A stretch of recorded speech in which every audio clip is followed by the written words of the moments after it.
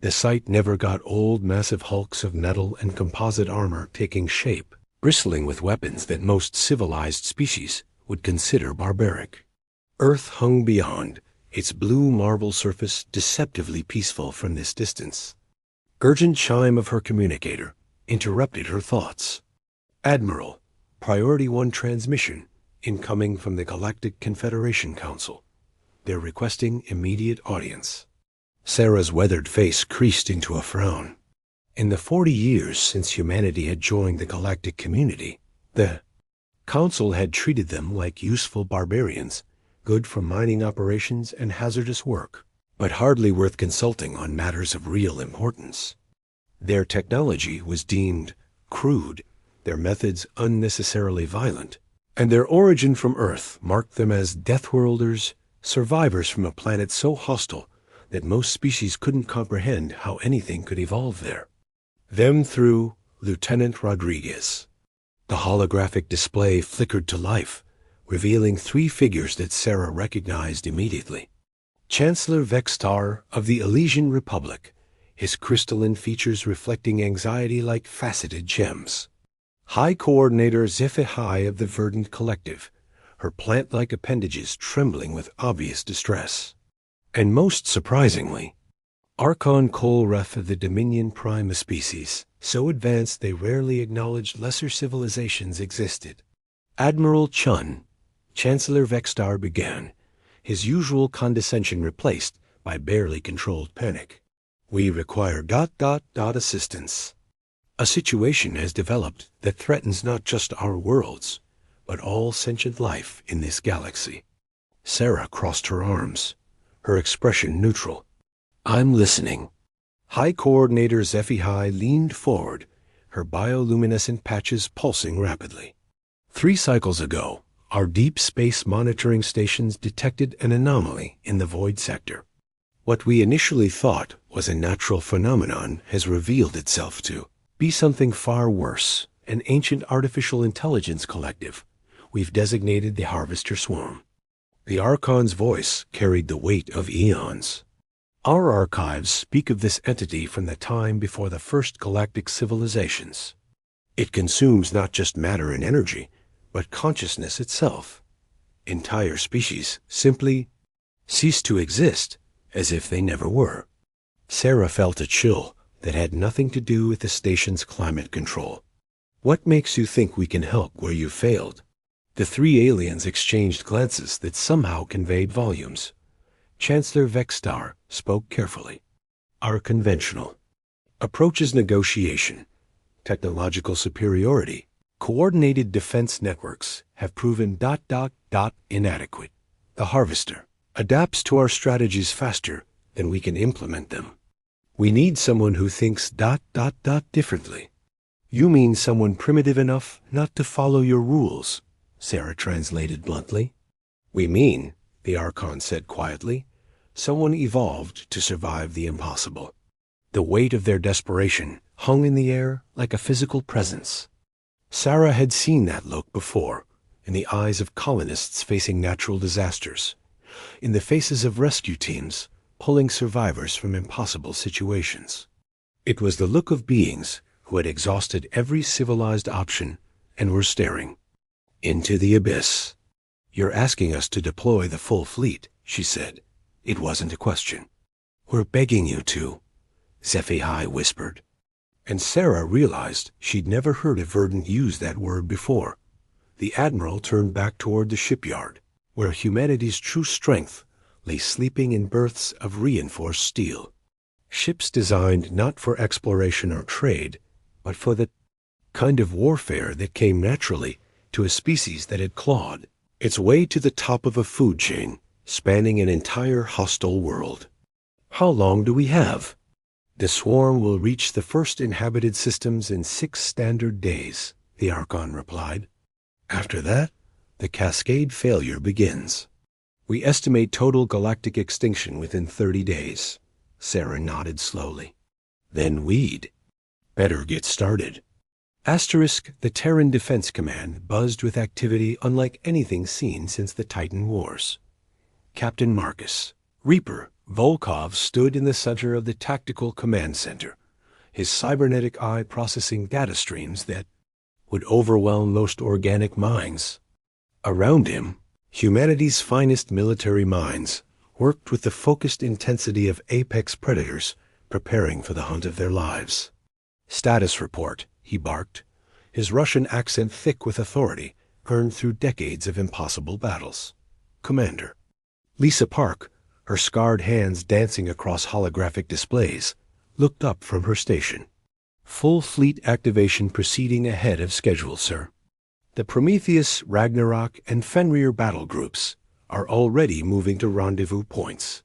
The Berserker-class ships are having their AI limiters removed as we speak." Volkov nodded grimly. The AI limiters had been installed at the insistence of their galactic allies, safeguards to prevent human artificial intelligence from becoming too aggressive. Today, those safeguards were coming off. Dr. Elena Vasquez emerged from the engineering section, her lab coat stained with coolant and determination. "Captain, I've just finished the final modifications to our quantum torpedoes. Instead of clean energy releases, they'll now create localized space-time fractures. It's going to be messy." "How messy?" Volkov asked with the hint of a predatory grin. "The kind of messy that makes stars hiccup and turns physics into more of a suggestion than a law," she replied. "The Confederation species would call it barbaric." "Good. They asked for Deathworlders. They get Deathworlders." Lieutenant Colonel James Ghost Washington materialized beside them literally. His cloaking technology was so advanced it made him effectively invisible to most sensor arrays, a development that had caused considerable concern among the peaceful galactic species. His dark skin wore the ritual scars of the Maasai warriors he'd grown up among in the Kenyan highlands, each mark a reminder that humanity's strength came from embracing their planet's harsh lessons. "Sir, I've been coordinating with our xenobiology teams," Ghost reported. "We've identified 17 potential weaknesses in the Harvester construct, but exploiting them will require tactics that ... He paused. "Let's just say they won't be." Teaching this strategy at the Confederation Military Academy. Admiral Chun's voice echoed through the command center as she arrived via emergency transport. "Gentlemen, ladies, I've just had a very interesting conversation with our galactic friends. They want to observe our deployment, to learn from our tactical innovations." The room fell silent except for the hum of machinery. Then Commander Park spoke up. "With respect, Admiral, they want to see if we're as scary as they've started to." "Suspect, precisely. Which means we're going to give them a show they'll never forget." Chun turned to address the room. "For 40 years, we've played nice. We've followed their rules, used their civilized approaches, and pretended we were just another peaceful species lucky enough to have survived a difficult homeworld." She gestured toward the tactical display, showing the approaching harvester swarm, a ghoul, dark cloud of destruction that had already consumed 3 uninhabited systems. But Earth didn't make us peaceful. Earth made us survivors. And today, the galaxy gets to learn what that really means. Volkov stepped forward. "Orders, Admiral?" "Full deployment. Every ship, every weapon, every trick we've kept in reserve since joining the Confederation. Release all AI restrictions, activate the experimental weapons, and prep the Apocalypse Protocol." Dr. Vasquez's eyes widened. "The Apocalypse Protocol? Ma'am, we've never tested that on a galactic scale. Then today's a good day to find out." "If it works," Sean interrupted. "Because if it doesn't, there won't be a galaxy left to worry about." The command center erupted into controlled chaos as humanity's war machine awakened from its long slumber. Ships that had been disguised as simple cargo haulers revealed weapon systems that bent the laws of physics. Crews that had been dismissed as overly aggressive prepared for the kind of warfare that required them to fight effectively while everything around them was falling apart, not in the depths of the shipyard. Something that the galactic community had never seen before began to take shape. The full might of a species that had earned its place in the universe by refusing to die when the universe demanded it. The Deathworlder fleet was stirring, and the galaxy was about to remember why Earth's children were feared. Asterisk. The combined human fleet emerged from hyperspace at the edge of the Kepler 442 system like a pack of wolves materializing from a blizzard. 57 ships of various classes, each one a testament to humanity's fundamental philosophy. If you can't solve a problem with overwhelming firepower, you're not using enough overwhelming firepower.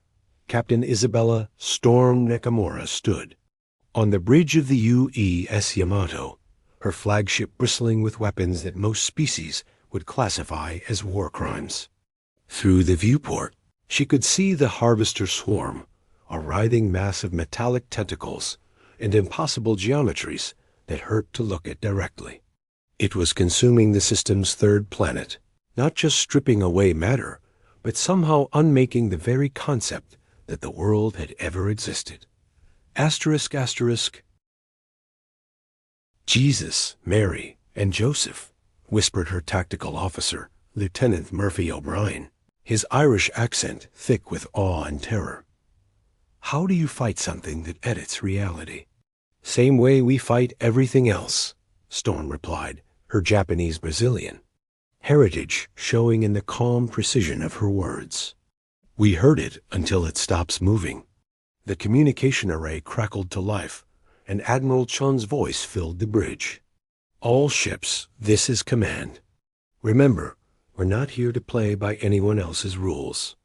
The Confederation tried conventional warfare and got their asses handed to them. We're going to show this thing what happens when you threaten a species that evolved to be the meanest thing on a planet full of mean things. Storm activated her ship-wide comm. Yamato crew, General. Quarters.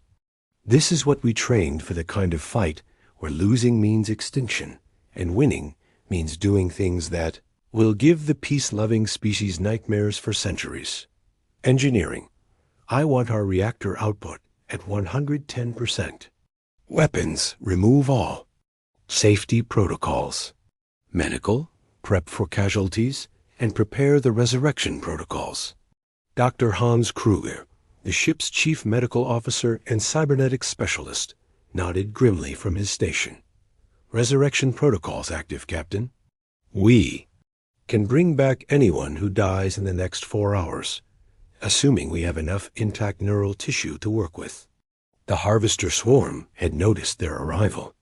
Portions of its mass began separating from the main body, forming attack configurations that defied three-dimensional thinking.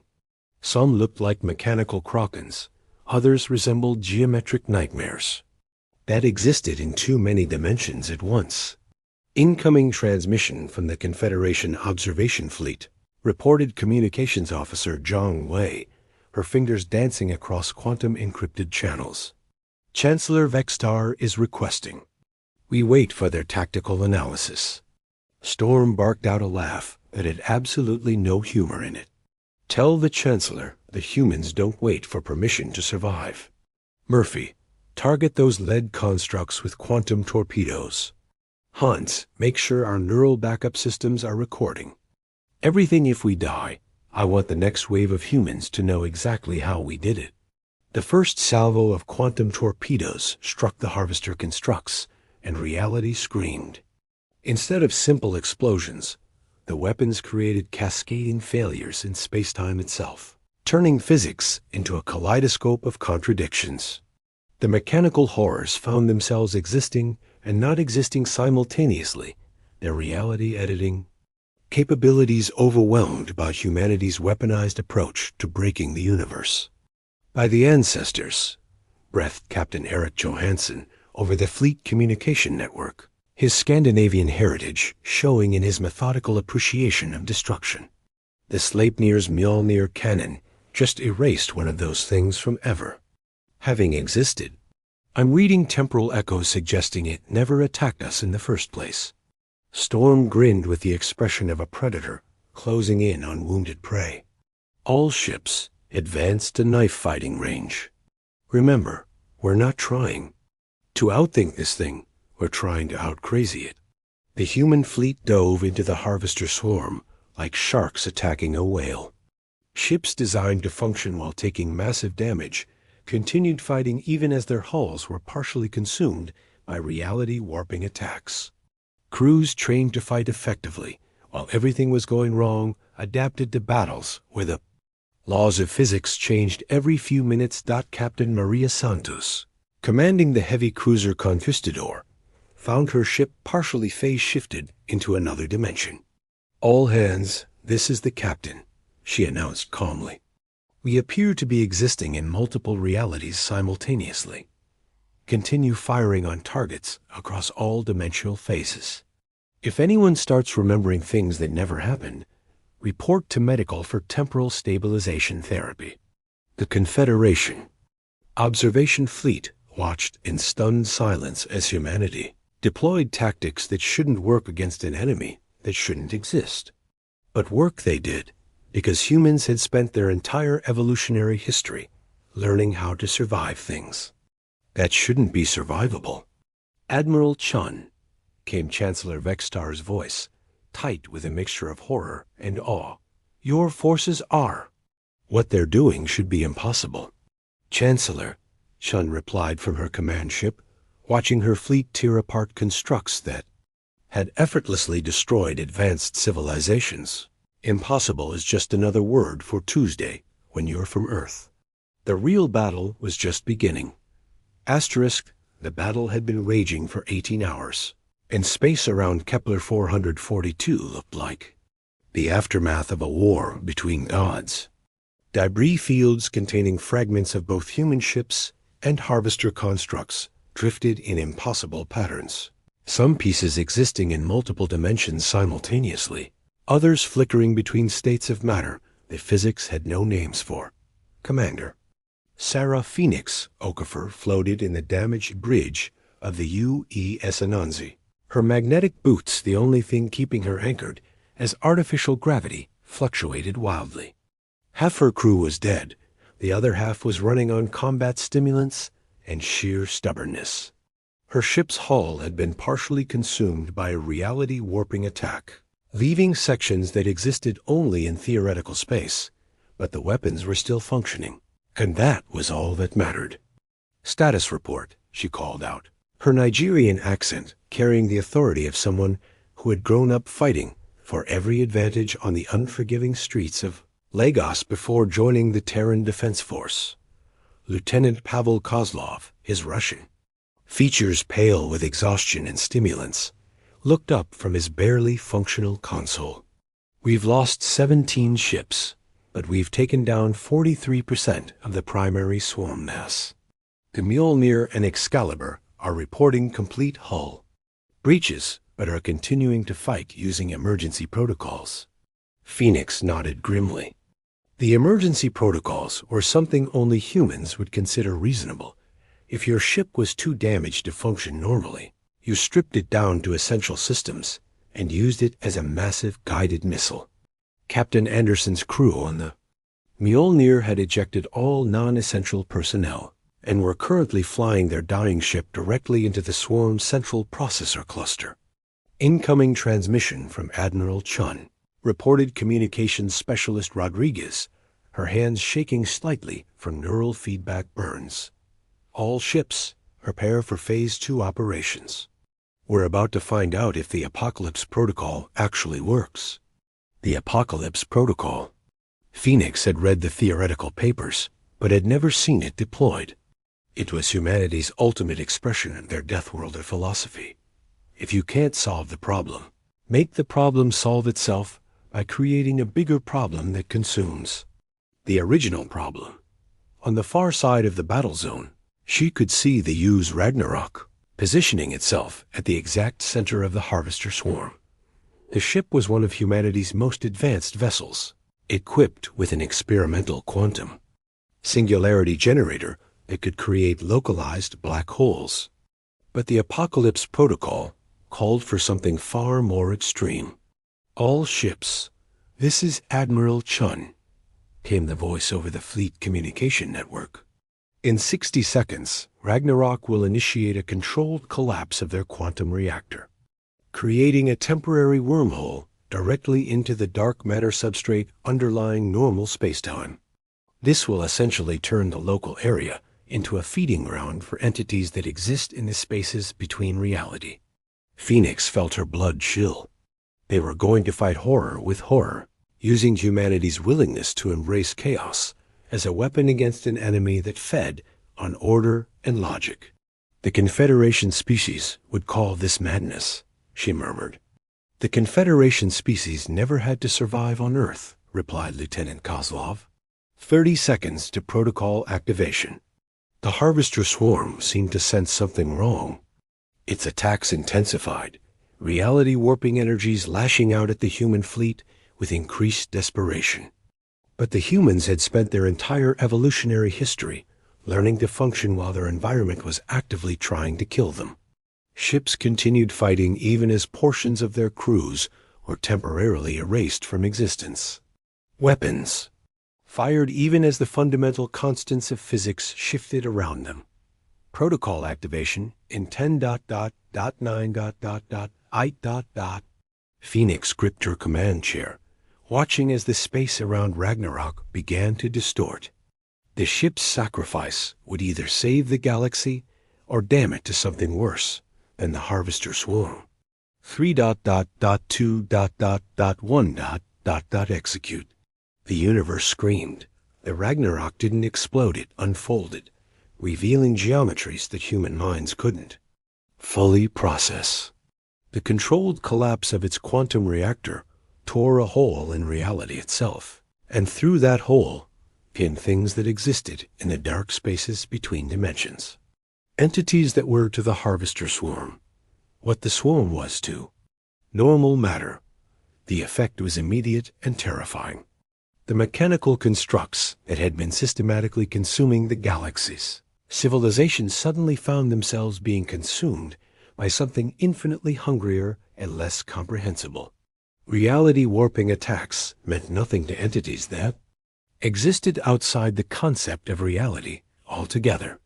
Sweet Mother of God, whispered Rodriguez, watching as the Harvester swarm was methodically dismantled by forces that treated its reality editing capabilities as amusing parlor tricks. But Phoenix knew they had maybe minutes before those same entities turned their attention to the surrounding space. The Apocalypse Protocol had a built-in timer. Once the dark matter entities finished with the swarm, they would need to be sent back where they came from, or the cure would become worse than the disease. All ships, prepare for Phase 3. Admiral Chun's voice cut through the chaos. We're about to find out if we're smart enough to put the gin back in the bottle. The real test of humanity's Deathworlder nature was about to begin. Not just surviving the impossible, but surviving their own solution to the impossible. The dark matter entities were winning, which meant humanity had approximately 4 minutes to save the galaxy from their own salvation. The space around Kepler 442 had become a feeding frenzy of incomprehensible horrors, consuming other incomprehensible horrors, while the remnants of the human fleet prepared for the most dangerous phase of their desperate gambit. Admiral Sarah Chun stood in the command center of the U.E.'s Prometheus, her flagship now the only vessel capable of coordinating the fleet-wide operation required to seal the rift they had opened. Around her, the best minds humanity had produced worked with the focused desperation of a species that specialized in turning impossible situations into merely improbable ones. Temporal displacement field stable, reported Dr. Elena Vasquez. Her earlier exhaustion replaced by the manic energy of someone pushing the boundaries of known physics. But we have maybe 3 minutes before the dark matter entities finish digesting the Harvester swarm and start looking for dessert. Captain Marcus Volkov's scarred face appeared on the main display from his battle-damaged ship. Admiral, the Fenrir battle group is in position around the rift perimeter. We're ready to execute the containment protocol. But I have to ask, are we absolutely certain this won't just make things worse? Chun almost smiled at the question. Marcus, we're about to try to cage entities that exist in the spaces between thoughts, using weapons that work by making physics cry. Of course, it might make things worse, but that's never stopped us before. The plan was insane, even by human standards. They would use their quantum torpedo arrays to create overlapping space-time fractures around the dimensional rift, essentially building a cage made of broken reality. Then they would collapse that cage inward, while simultaneously destabilizing the rift itself, forcing the dark matter entities back into their native non-dimension before sealing the hole behind them. It was the kind of strategy that could only be conceived by a species that had learned to weaponize chaos itself. All ships, this is Admiral Chun, she broadcast to the fleet. What we're about to attempt has never been tried before. Will probably kill most of us, and might accidentally create something worse than what we're trying to fix. In other words, it's a perfectly normal Tuesday for the human race. A chorus of grim laughter echoed back through the communication channels. Even facing extinction, humanity's response was to joke about it. Captain Isabella Nakamura's voice cut through the chatter. Admiral, Yamato is detecting movement from the entities. They're starting to probe the edges of our reality bubble. We need to move now. Execute the containment protocol. All ships, fire on my mark. The human fleet opened fire with weapons that turned the fundamental forces of the universe into suggestions rather than laws. Quantum torpedoes created localized breaks in causality. Singularity cannons punched holes in the fabric of spacetime itself. Reality fragmenter beams made existence optional in targeted areas. The cage of broken physics began to take shape around the dimensional rift, containing both the dark matter entities and the final remnants of the harvester swarm in a prison, made of humanity's weaponized understanding of how to break things. Containment field at 60%, Dr. Vasquez reported, her voice tight with concentration. The entities are starting to push back. They don't appreciate being told where they can and can't exist. Tough, Chun replied. They can file a complaint with the universe after we're done with them. The dark matter entities, apparently offended by humanity's presumption, began attacking the containment field with forces that existed in dimensions humans couldn't even perceive.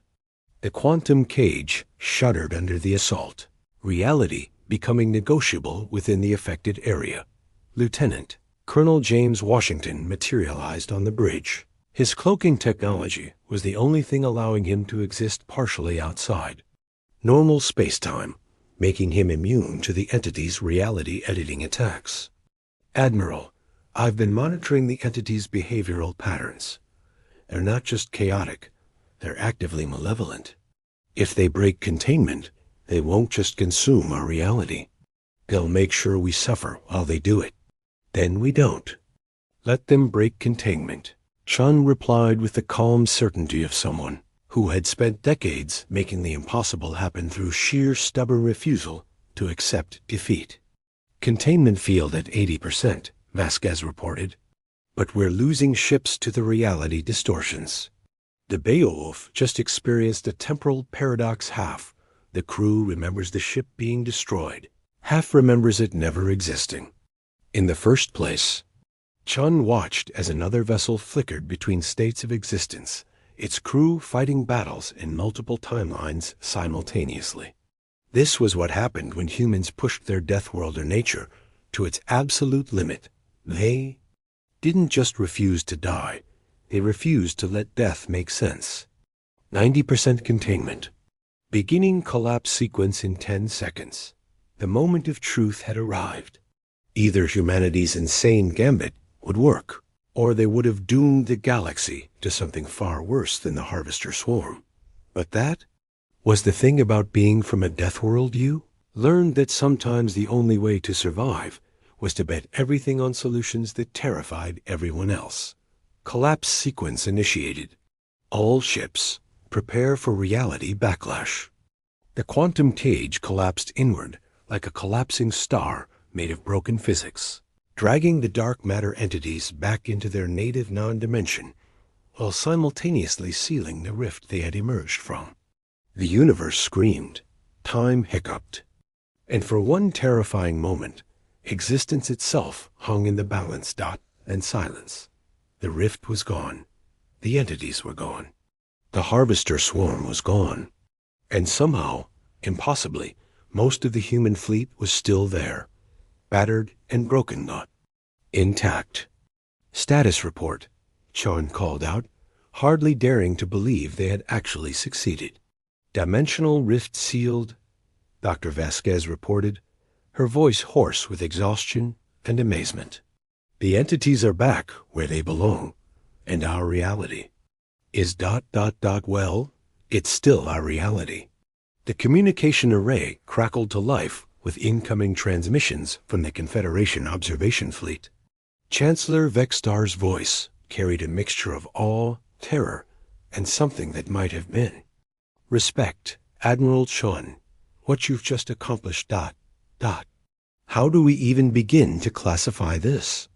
Sean looked out at the debris field that had once been an unstoppable force of galactic extinction, then at her fleet of battered but victorious human vessels, ships crewed by descendants of a species that had learned to be the apex predator, on a planet that specialized in creating apex predators. You don't classify it, Chancellor, she replied. You just remember that when the universe needs something impossible done, it calls the Deathworlders.